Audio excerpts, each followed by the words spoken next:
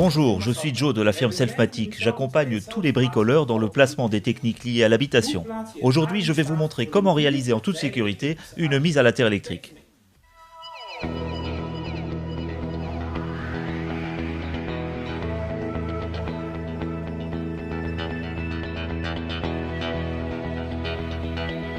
Pour commencer, voici comment enfoncer dans le sol un piquet de terre.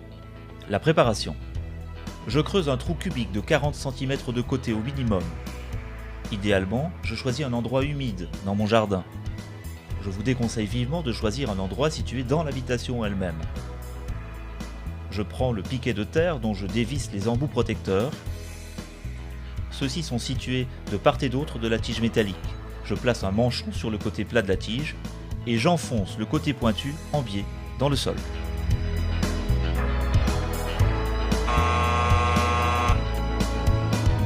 À présent, j'utilise ma foreuse à percussion électrique pour enfoncer facilement le piquet. Je veille à ce qu'il s'enfonce dans le sol sous un angle de 10 à 15 degrés. Je vais maintenant raccorder un second piquet au premier.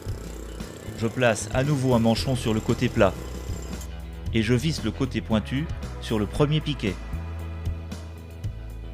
En cas de difficulté lors du placement du premier piquet, je peux choisir d'enfoncer le second dans le sol jusqu'à 5 mètres du premier, sans que les piquets ne se touchent. Et finalement, j'enfonce le piquet à une profondeur suffisante, car s'il dépasse du sol, un accident avec la tondeuse pourrait arriver.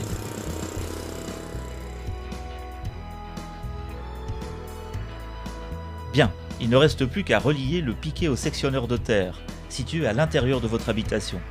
Pour ce faire, j'utilise un conducteur de terre de 16 mm². Ce conducteur ne doit pas nécessairement être entouré d'une gaine protectrice. Je dénude le câble et je le relie pour plus de sécurité aux deux bornes de terre.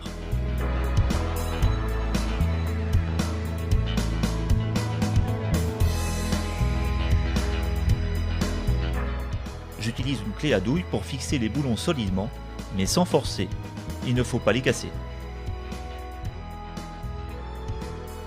Après avoir creusé une petite tranchée jusqu'à mon habitation, j'y déroule le conducteur que je relie au sectionneur de terre. Une fois la tranchée remblayée, l'installation est terminée. Reste à faire vérifier la mise à la terre par un organisme de contrôle certifié. Dernière donnée importante, la résistance à la terre de l'installation ne peut excéder 30 ohms. Bien, j'espère que cette vidéo vous a plu. Pour toute question, n'hésitez pas à venir nous voir dans un de nos points de vente. Vous trouverez la liste de nos showrooms sur notre site internet selfmatic.be. Merci de nous avoir suivis, à bientôt.